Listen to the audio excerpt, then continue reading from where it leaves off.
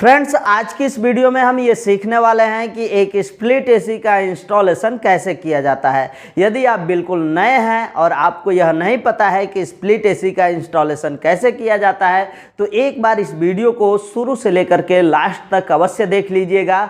आपको हर एक बात समझ में आ जाएगा, कौन कौन सी सावधानियां रखनी चाहिए, कौन कौन से तरीकों का उपयोग करना चाहिए, जिससे आप बिल्कुल ही आसानी से एक स्प्लिट एसी का इंस्टॉलेशन कर पाएँ। तो हमारे साथ इस वीडियो के लास्ट तक बने रहिएगा, क्योंकि हमने इस वीडियो में एक इन्वर्टर मॉडल के स्प्लिट एसी को स्टेप बाय स्टेप इंस्टॉल करने की विधि को बताया है, जिसको देख करके आप घर बैठे ये बातें सीख सकते हैं और किसी के भी स्प्लिट एसी का इंस्टॉलेशन आप आसानी से कर पाएंगे। तो चलिए फ्रेंड्स, आज की इस वीडियो को स्टार्ट कर लेते हैं। फ्रेंड्स, ये स्प्लिट एसी का इंडोर सिस्टम है और चलिए देखते हैं कि इस डब्बे के भीतर क्या क्या चीज़ें जो है कि कंपनी ने दिया है। तो सबसे पहले ये गोदरेज कंपनी का इंडोर यूनिट दिख रहा है, जिसको कंपनी वालों ने इस डब्बे के भीतर बहुत ही सेफ तरीके से पैकिंग किया हुआ है। और इसके अलावा इस डब्बे के भीतर आप देख सकते हैं एक प्लास्टिक है और प्लास्टिक के अंदर कुछ सामान मिले हुए हैं। और इसके अंदर देखते हैं प्लास्टिक में क्या क्या चीज़ें जो है कि कंपनी ने दिया है। तो सबसे पहले ये रिमोट दिख रहा है। रिमोट तो दिया कंपनी ने, लेकिन इसका सेल वगैरह नहीं दिया है। और उसके बाद जो है कि ये मेन केबल है, जिसके द्वारा इंडोर और आउटडोर यूनिट को एक दूसरे के साथ जोड़ा जाता है। और उसके बाद ये एक टेप है, जिसके द्वारा पाइप को कसा जाता है। और ये गुल्ली और स्क्रू, जिसके द्वारा इंडोर यूनिट को इंस्टॉल किया जाता है। और ये है वायर टाइप पाइप को कसने के लिए। और उसके बाद यहाँ पर एक यूजर मैनुअल है, जिसमें एसी से संबंधित सारी बातें लिखी गई होती हैं। तो यहाँ पर इंडोर यूनिट के अंदर, डब्बे के अंदर यही सारी चीज़ें मिलती है और इतना ही सारा चीज़ जो है कि कंपनी ने दिया हुआ है। उसके बाद हम देखते हैं इंडोर यूनिट के जो पीछे साइड में एक प्लेट रहता है। यहाँ पर एक प्लेट देख सकते हैं, जिसके द्वारा इस इंडोर यूनिट को दीवार के ऊपर इंस्टॉल किया जाता है। इसको बीच में एक स्क्रू के द्वारा कस करके कंपनी देती है और आप इस स्क्रू को खोल करके यहाँ से इस प्लेट को बाहर निकाल सकते हैं। प्लेट को बाहर निकालते समय आप देखेंगे इधर की तरफ एक लॉक लगा हुआ है। और ये लॉक एक ही नहीं है, उसके बगल में दूसरा लॉक भी है, ये डबल लॉक है। और इसको दीवार पर लगाने के बाद ये लॉक भी इस प्लेट के साथ फिट हो जाने चाहिए। और उसके बाद ये इंसुलेशन पाइप के अंदर देखते हैं कि क्या चीज़ दिख रहा है। ये इंसुलेशन पाइप है। इसको हटाने के बाद आप देख सकते हैं इसके अंदर दो कॉपर की पाइपें दिख रही है। एक जो है कि पतली, एक मोटी, मतलब पतला वाला क्वार्टर का है और मोटा वाला जो है कि हाफ साइज का है। और इस तरीके से आप इसके बाद जो है कि ये ड्रेन पाइप है। और इंडोर यूनिट के अंदर इतना ही कुछ था। अब देखते हैं आउटडोर यूनिट के डब्बे के अंदर क्या कुछ कंपनी ने दिया हुआ है। तो सबसे पहले इस डब्बे को खोलते हैं और डब्बे को खोलने के बाद देखते हैं कि इस डब्बे के अंदर क्या कुछ कंपनी ने दिया हुआ है। तो इसमें सबसे पहले ऊपर की तरफ एक थर्माकोल का शीट दिख रहा है, जिससे कि आउटडोर यूनिट के ऊपर कोई स्क्रैच ना आ जाए, इस वजह से कंपनी ने दिया हुआ है। और उसके बाद इस डब्बे को यहाँ से हटाते हैं और देखते हैं कि इसके अंदर और क्या क्या चीज़ें जो है कि कंपनी ने दिया हुआ है। इधर आप देख सकते हैं एक ब्लैक कलर का पाइप दिख रहा है। और उसके बाद ये प्लास्टिक को हटाते हैं और प्लास्टिक हटाने के बाद ही सब कुछ दिखेगा। इधर के तरफ डब्बे पर कुछ लिखा हुआ है, जो कि कंपनी का प्राइस वगैरह है, मॉडल नंबर है और बाकी सब कुछ जो है कि इस एसी के बारे में इस पर लिखा गया है, जिसे आप वीडियो को रोक करके देख सकते हैं। इस कवर को हटाते हैं और कवर को हटाने के बाद आपको देखने को मिलेगा इसमें दो पाइपें दिख रही हैं, जो कि एक दूसरे से रस्सी के साथ बांधी गई है। एक पाइप जो है पतला है और एक मोटा है, मतलब एक पतला वाला जो लिक्विड लाइन है और मोटा वाला जो है कि सक्शन लाइन है। इन दोनों पाइपों के द्वारा इंडोर और आउटडोर यूनिट को एक दूसरे के साथ जोड़ा जाता है। इनकी लंबाई 10 फीट तक होती है। आप इसको देख सकते हैं आगे से। इसके अंदर ये प्लास्टिक में एक और चीज़ दिया है, 4 रबर के गुटके हैं, जिनको ग्रोमेट बोला जाता है, जिनको इस आउटडोर यूनिट के पैरों के नीचे लगाया जाता है। इसको लगाते समय आपको बताया जाएगा कि किस तरीके से इसको लगाया जाता है। आप देख सकते हैं इस तरह से इंडोर और आउटडोर यूनिट पूरी तरह से हमने अनबॉक्स कर लिया। पीछे से एक कवर था, इसको भी हटाना ज़रूरी है। और यहाँ पर कोने पर आप देख सकते हैं एक सेंसर है, जिसके द्वारा आउटडोर यूनिट का तापमान सेंस करने का काम किया जाता है। ये इन्वर्टर मॉडल में ही ये सेंसर देखने को मिलता है और किसी में नहीं देखने को मिलता है। तो इस तरीके से इंडोर और आउटडोर यूनिट का हमने अनबॉक्सिंग कर लिया, जिसमें आपको पता चला कि क्या क्या सामान इसके अंदर मिलता है। अब हम इस दीवार पर इंडोर यूनिट को कसेंगे और इसके लिए हमने लेबल का इस्तेमाल किया है। और लेबल में हम यही देखते हैं कि जिधर साइड में ड्रेन पाइप है उधर के साइड में थोड़ा सा झुका होना चाहिए हमारा प्लेट, और प्लेट का निशान वगैरह लगा लिया हमने और इसमें ड्रिल वगैरह भी कर दिया, जो कि वीडियो में नहीं दिखा है। अब इस प्लेट को इस दीवार के ऊपर फिट कर लेंगे। ये बहुत ही सिंपल सा प्रोसेस है, आप बिल्कुल ही आसानी से इस चीज़ को कर सकते हैं। इसी वजह से इसको हमने स्किप किया है, नहीं दिखाया है, क्योंकि वीडियो बहुत ज़्यादा लंबी हो जाती। तो इसको हम इस दीवार के ऊपर फिट करते हैं। फिट करने के लिए वही वाशर और स्क्रू का इस्तेमाल हम करेंगे, जिसके द्वारा दीवार के ऊपर ये आसानी से फिट हो जाए। आप देख सकते हैं इसमें बहुत सारा होल है, स्क्रू कसने का जगह बहुत दिया है, लेकिन हम उन्हीं में बस निशान लगा करके होल करते हैं, जिनके द्वारा सिर्फ ये आसानी से ये प्लेट दीवार के ऊपर फिट हो जाए और इस पर इंडोर यूनिट का लोड आसानी से आ जाए। तो इतना ही सा जो है कि काम इसमें होता है। और इसको हम आसानी से प्लेट को फिट कर लिए हैं। और प्लेट को फिट करने के बाद इसके बगल में आप देख सकते हैं 4 बाई 4 इंच का एक होल करना है, जिसके द्वारा ड्रेन पाइप और एक वायर और जो मेन पाइप होता है उसको हम यहाँ से निकालेंगे। इस होल को करने के लिए ड्रिल मशीन के बीट के साथ एक होल सा नाम का बीट आता है, जिसको आप इस चित्र में देख सकते हैं। इस बीट का इस्तेमाल करके आप आसानी से इसको होल कर सकते हैं, लेकिन हमारे पास वो चीज़ नहीं था, जिसके वजह से हमने इसको कई बार होल किया है। 5 होल करने के बाद इसको हम छेनी और हथौड़ी से तोड़ करके इस चीज़ को साफ़ कर लेंगे। और इस तरीके से हमने इस चीज़ को साफ़ कर लिया है। होल बिल्कुल बेहतर तरीके से बना हुआ है। और यहाँ पर हमारा होल बन करके तैयार हो गया। यहीं पर हम पाइपों को डाल करके इंस्टॉल करेंगे।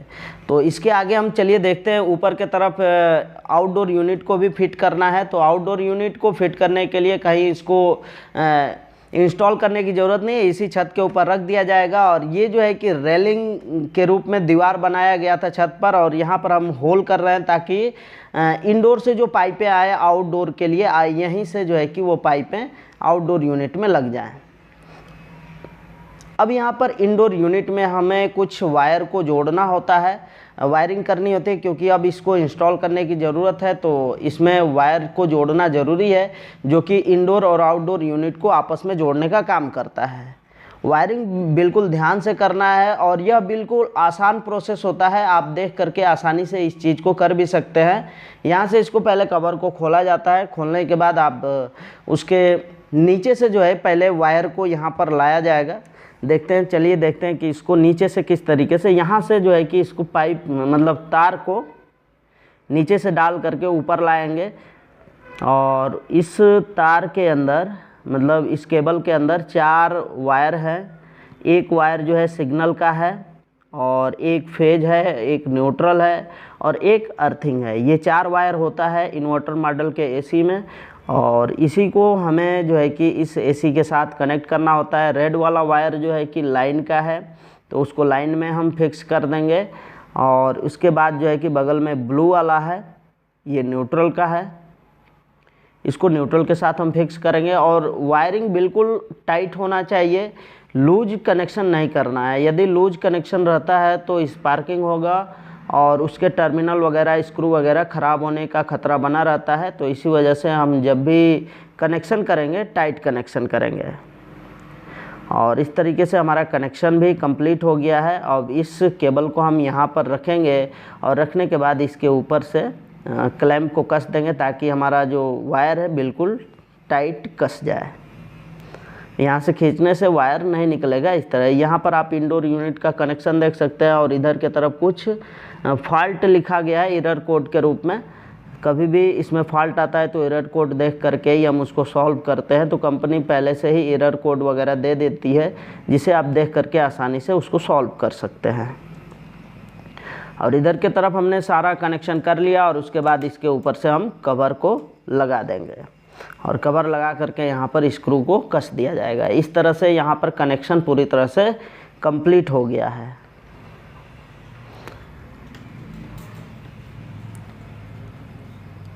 कनेक्शन कंप्लीट करने के बाद ये ऊपर वाला जो हमने कैप खोला था एसी का, उसको हम वापस जो है कि बंद करेंगे और लॉक पर फिट किया जाता है इसको।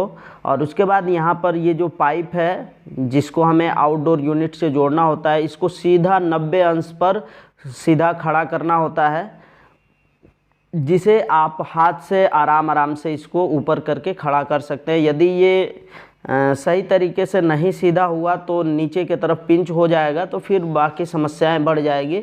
इसी वजह से इसको प्यार से ऊपर धीरे धीरे करके खड़ा कर लिया जाता है। और उसके साथ ये ड्रेन पाइप भी है, और ये पाइप हाफ और क्वार्टर साइज का है। इसमें कवर लगा हुआ है, ऊपर की तरफ एक ढक्कन लगा है, नीचे की तरफ ये इंसुलेशन पाइप को हम इस तरह से लेकर के टेप मार देंगे, ताकि इसमें जो भी कार्य करना है पाइप के साथ हम कर लेंगे। उसके बाद वो टेप खोल करके वापस हम इंसुलेशन पाइप को इसके ऊपर से कस सकते हैं। तो यहाँ पर इंडोर का सब फिट हो गया। अब हम आउटडोर यूनिट को उसके जगह पर रख देंगे, और इसको रखने के बाद ही सारा प्रोसेस आगे का किया जाएगा। तो आउटडोर यूनिट को हम छत के ऊपर आसानी से इसको रख देते हैं, जिस जगह पर हमने होल किया था और इंडोर यूनिट से आने वाले पाइपों के लिए, तो उसी जगह पर इसको हम फिट कर देंगे।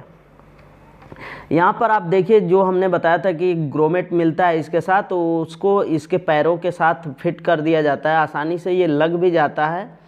तो इसको हम आउटडोर यूनिट के पैरों में लगा देंगे, जिससे कि ये चलेगा तो कंपन ना करे, और कंपन करेगा तो उससे जो है कि आवाज़ ना आए। तो इसके लिए यहाँ पर ग्रोमेट लगाया गया है। इसको हम दीवार के साथ, मतलब छत के साथ इसको कसेंगे नहीं, उसी तरह से छोड़ दिया, क्योंकि ऐसे जगह पर यह है कि यहाँ पर कोई दिक्कत नहीं हो सकता है।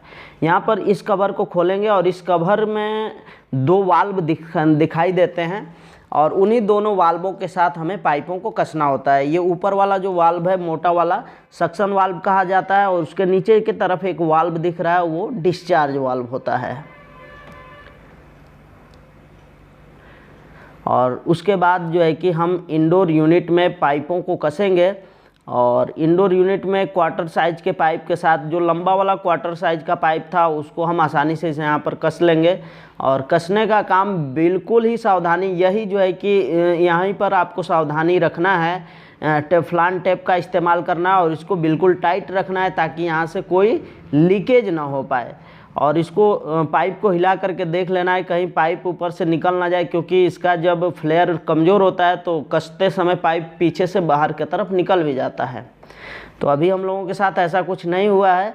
और यहाँ पर हम सक्शन वाले पर ये टेफ्लॉन टेप लगा रहे हैं, और टेफ्लॉन टेप लगाने के बाद हम सक्शन वाले लाइन को भी, जो लंबा वाला सक्शन पाइप मिला है, जो कंपनी के द्वारा दिया गया है आउटडोर और इंडोर को आपस में जोड़ने के लिए, जो कि लंबाई 10 फीट होता है, उसको हम यहाँ पर कस देंगे।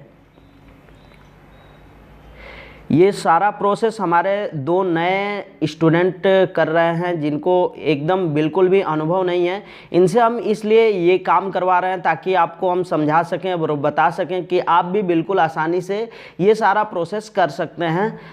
कोई दिक्कत नहीं आता है, बल्कि जो भी बातें यहाँ पर बताई जा रही है, यदि आप उसको ध्यान से सुने समझें, तो यह जो काम है, जो प्रोसेस है, बिल्कुल आसान है। इसमें हमने कोई भी वर्क नहीं किया है। जो भी कर रहे हैं यही स्टूडेंट कर रहे हैं, जो पाइप को कसने उसने का काम है, ये सब कुछ जो है कि इन्हीं लोगों के द्वारा हमने कराया है, ताकि आपको यह बता सकें कि इसमें जो है कि बहुत बड़ा बात नहीं होता है, बहुत आसानी से ये सारा काम हो जाता है। आप भी आसानी से ये सारा प्रोसेस कर सकते हैं। तो अभी क्वार्टर साइज के पाइप को जोड़ लिया गया, उसके बाद हाफ साइज के पाइप को जोड़ा जा रहा है, मतलब सक्शन वाली लाइन को, और इसको भी बिल्कुल टाइट कर देना है। और इसको टाइट मतलब जितना भी टाइट आप कर सकें उतना टाइट कर लीजिए। बस यह लास्ट में टाइट करने के बाद पाइप को चेक कर लिया जाता है कि कहीं पर उसका फ्लेयर ख़राब तो नहीं ना हो गया। ऊपर से पाइप हो सकता है कि निकल भी जाए। यदि आप इसको टाइट करते हैं तो यदि इसका फ्लेयर ख़राब होता है तो पाइप पीछे से बाहर की तरफ निकल भी जाता है। तो ऐसा नहीं होना चाहिए। आप इसको कसने के बाद पाइप को पीछे से चेक भी कर सकें। तो ये बिल्कुल टाइट कसा जा रहा है। और यहाँ पर हमने इस दोनों पाइपों को बिल्कुल सही तरीके से पाइप के साथ कनेक्ट कर लिया है। और एक चीज़ और आप लोगों को बता दें, जो लोग जानकार हैं, जो लोग जानते होंगे, उनको पता होगा कि इस स्प्लिट एसी के इंडोर यूनिट को दीवार पर फिट करने के बाद तब ये पाइपों को कसा जाता है, लेकिन हम इसको पहले ही कस रहे हैं। इसका रीज़न ये है कि जहाँ पर इस इंडोर यूनिट का बाहर साइड में ये दोनों पाइप जाएंगे, उस साइड में बहुत ही नीचे खाई है और वहाँ पर सीढ़ी लगाना संभव नहीं था। इस वजह से हमने जो है कि यहीं पर इस पाइपों को जोड़ लिया है और पाइपों को इस तरीके से बेंड करेंगे ताकि इसको लगाने के बाद ये पाइप सीधे सीधे छत के ऊपर चला जाए। और यहाँ पर हमने जो टेप दिया था कंपनी ने, उसको भी पाइप के साथ कनेक्ट कर लिया है। और इसको हम ऐसे बेंड करेंगे कि जब भी इस स्प्लिट एसी के इंडोर यूनिट को दीवार पर लगाया जाएगा तो इसकी पाइप सीधे सीधे ऊपर के तरफ जहाँ आउटडोर रखा है वहाँ तक पहुँच जाए। तो इसको हम जो है कि 2-3 लोगों के मदद से, क्योंकि ये काम आसान नहीं था, यहाँ पर दीवार पर टांगना जो है कि थोड़ा सा मुश्किल वाला काम था, क्योंकि पीछे के तरफ सीढ़ी नहीं था। इस वजह से हमको यहीं पर सारी पाइपों को जोड़ना पड़ा। और यहाँ पर पाइपों में हम वायर बांध दिए हैं, ऊपर से जो है कि इसको खींच लिया जाएगा जहाँ पर छत पर आउटडोर यूनिट रखा गया है। और उधर से ये एक लोग जो है कि खींचेंगे और इधर से हम लोग जो है कि इसको एक बार घुमा करके लगा देंगे ताकि ये जो पाइप है सीधे सीधे छत के ऊपर चला जाए।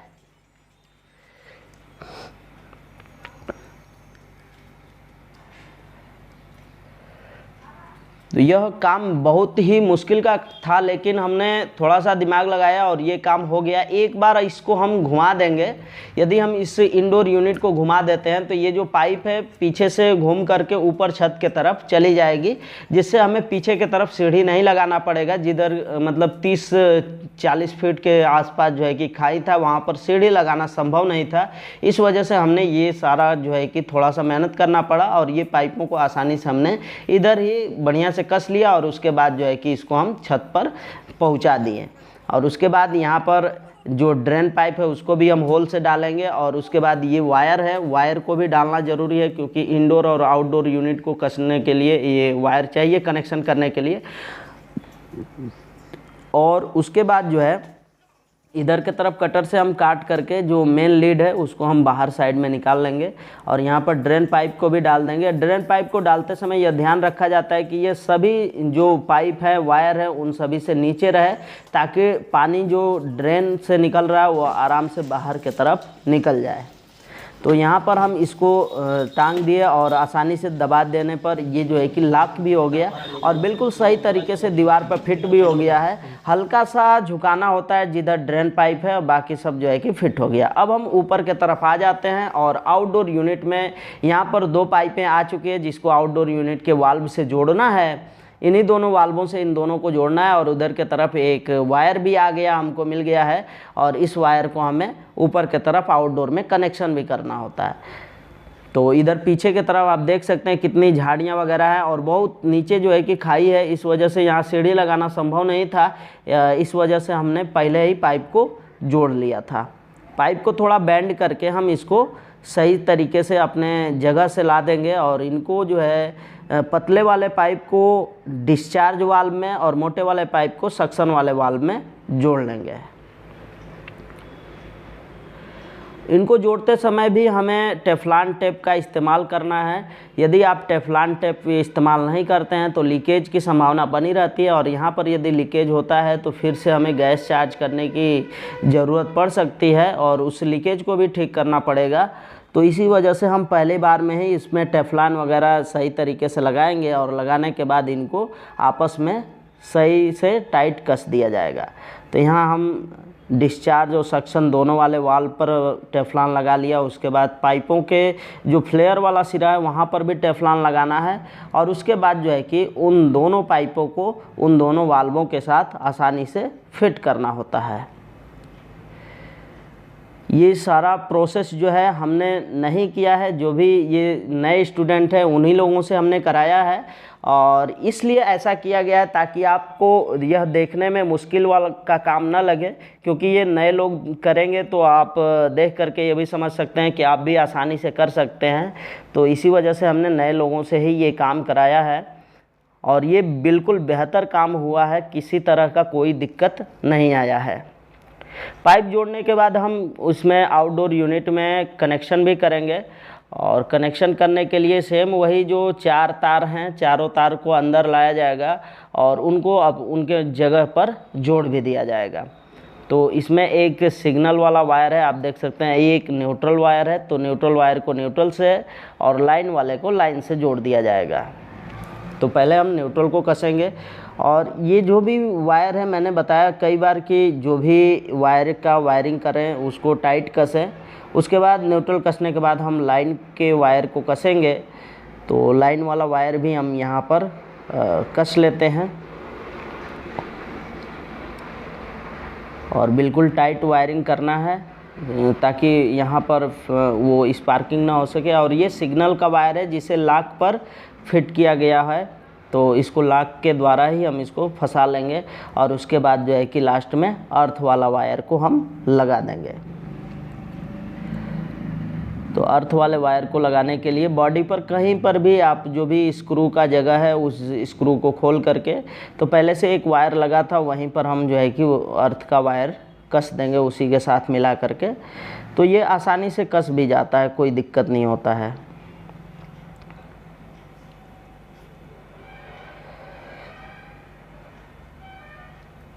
तो इस तरह से हमने वायरिंग पूरा तरह से कंप्लीट कर लिया। उसके बाद इस पे कवर लगा दिया जाएगा। एक बात बता दें फ्रेंड्स, इसमें R32 रेफ्रिजरेंट है जो कि बहुत ही ख़तरनाक होती है और हाई प्रेशर और हाई फ्लेमेबल होती है, और आजकल वही जो है कि गैस एसी के अंदर आ भी रहा है। और ये ऐसा क्यों हो रहा है, क्योंकि आप लोगों को मैंने पहले भी बताया था कि जो R22 था थोड़ा सा ओजोन लेयर को नुकसान पहुँचा रहा था, इस वजह से उसको धीरे धीरे बैन किया जा रहा है। R32 और R410 जो है कि गैस हमारे एसी में आजकल बहुत ज़्यादा आ रहे हैं। और वायरिंग करने के बाद इस कैप को उसी तरह से कस दिया जाएगा जैसे कि पहले लगा हुआ था। तो इस तरह से हमने पूरा फिटिंग कर लिया है। इसके बाद का जो प्रोसेस है आपको समझना है, क्योंकि हम इसमें गैस किस तरीके से खोलेंगे, क्योंकि गैस आपको पता है कि आउटडोर यूनिट के अंदर ही होता है। 5 नंबर का एलन की इसके अंदर लग रहा है। तो सबसे पहले हम जो है कि यहाँ पर जो सक्शन वाला वाल्व है, सक्शन वाल्व के जो चार्जिंग साइड का वाल्व होता है उस पर हम अपना मैनिफोल्ड वाल्व का एक पाइप कसेंगे। तो मैनिफोल्ड वाल्व का एक जो है यहाँ पर एक और चीज़ है, ये मोटा वाला पाइप है, आसानी से कस जा रहा है। ये नॉर्मल जो पाइप हम लोग फ्रिज वगैरह डीप फ्रीजर में इस्तेमाल करते हैं वो पाइप यहाँ पर नहीं लगेगा, क्योंकि R32 के लिए स्पेशल पाइप आता है 5/16 का, उसी को जो है कि हम यहाँ पर फिट कर पाएंगे। तो उसको यहाँ पर हमने कस दिया, और इसका जो कनेक्शन है सीधे सीधे हमारे मैनिफोल्ड वाल्व से हो चुका है।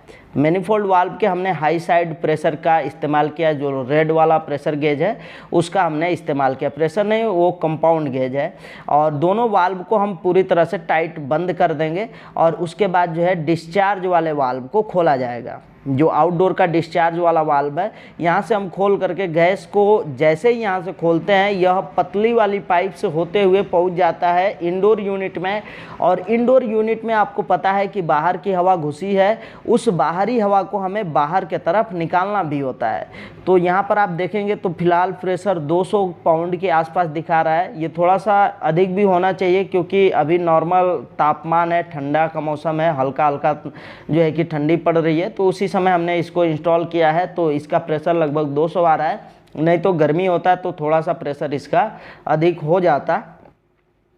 तो अभी फ़िलहाल इसका इतना प्रेशर दिखा रहा है। अब हम जो है कि जो भी पाइप में ये गैस आई हुई है उसको हम बाहर के तरफ थोड़ा बहुत निकालेंगे। ऐसा करने से होता क्या है, ये जो जल्दी जल्दी मैं कर रहा हूँ, इतना फास्ट नहीं किया था, लेकिन वीडियो को फास्ट फॉरवर्ड में लगाया था, इस वजह से मेरा हाथ जो है कि लगा कि नहीं मैं जल्दी जल्दी कर रहा हूँ।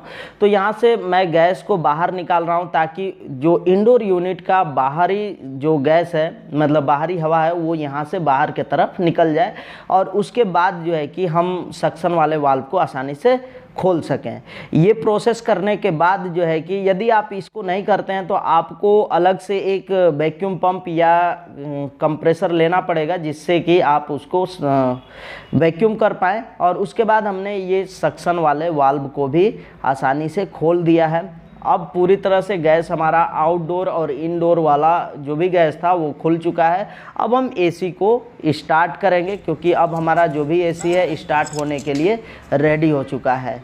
तो यहाँ पर हम इसको करते हैं प्लग इन, इस बोर्ड में इसको प्लग इन किया जाएगा और उसके बाद जो है कि हमने एमसीबी लगाया है 25 एम्पियर का, और इस एमसीबी के द्वारा हम इस एसी को ऑन करेंगे। एसी में आप देख रहे हैं लाइट आ चुकी है और इधर के तरफ हमारा आउटडोर यूनिट भी स्टार्ट हो गया। आउटडोर यूनिट को स्टार्ट होने में 2 से 3 मिनट का समय लगा था, लेकिन यहाँ वीडियो में दिखा कि तुरंत स्टार्ट हो गया, लेकिन ऐसा नहीं हुआ है। यहाँ पर देखेंगे जैसे ही हमारा आउटडोर यूनिट स्टार्ट होगा, इसका जो गेज का सुई है वह 200 से नीचे आएगा, क्योंकि रनिंग प्रेशर जैसे ही मतलब स्टैंडिंग प्रेशर से रनिंग प्रेशर होगा तो प्रेशर नीचे आता है, और यह लगभग 110-120 पाउंड के आसपास जाएगा, जो कि फ़िलहाल हमारा 110-120 पाउंड के आसपास गैस का प्रेशर है भी। तो इस तरह से गैस भी बिल्कुल सही है और हमारा जो इंस्टॉलेशन है बिल्कुल कंप्लीट हो चुका है। आउटडोर यूनिट से गर्म हवा और इंडोर यूनिट से ठंडी ठंडी हवा निकल के आ रही है। तो फ्रेंड्स, हमें उम्मीद है कि आपको हमारी ये वीडियो समझ में आई होगी। यदि समझ में आई है तो वीडियो को एक लाइक अवश्य कर दें, और वीडियो पर हमारे चैनल पर नए हैं तो चैनल को सब्सक्राइब कर लें। तो चलिए फ्रेंड्स, आज के लिए बस इतना ही। मिलते हैं नेक्स्ट वीडियो में नेक्स्ट टॉपिक के साथ।